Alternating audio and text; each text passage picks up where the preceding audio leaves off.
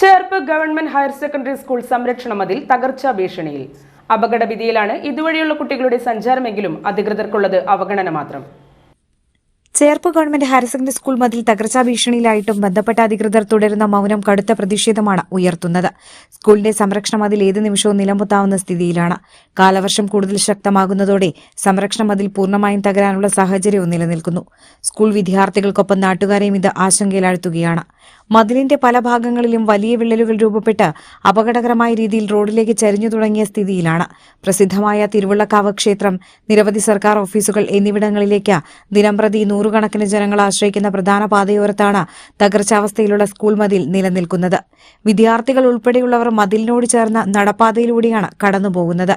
സംരക്ഷണ മതിൽ തകർച്ചാവസ്ഥയിൽ നിലനിൽക്കെ ഈ ഭാഗത്ത് മുന്നറിയിപ്പുകളൊന്നും തന്നെ നൽകാൻ അധികൃതർ ഇനിയും തയ്യാറായിട്ടില്ല. അധികൃതർ തുടരുന്ന നിസ്സംഗത ദുരന്തത്തിന് വഴിയൊരുക്കുമെന്ന ആശങ്കയാണ് നാട്ടുകാർക്കുള്ളത്. സ്കൂൾ മതിലിന്റെ തകർച്ചാ ഭീഷണി സൂചിപ്പിച്ച് കഴിഞ്ഞ 2 വർഷമായി ജില്ലാ പഞ്ചായത്തിനും വിദ്യാഭ്യാസ വകുപ്പിനും നിരന്തരം പരാതികൾ നൽകിയെങ്കിലും ഫലമുണ്ടായില്ലെന്നാണ് പറയുന്നത്. സ്കൂളിന്റെ തെക്ക് പടിഞ്ഞാറ് വശങ്ങളിലെ മതിലുകൾ മുൻപ് തകർന്നു വീണപ്പോൾ സർക്കാർ ഫണ്ടിനായി കാത്തുനിൽക്കാതെ PTA-യും നാട്ടുകാരും ചേർന്ന് പുനർനിർമ്മിച്ചിരുന്നു.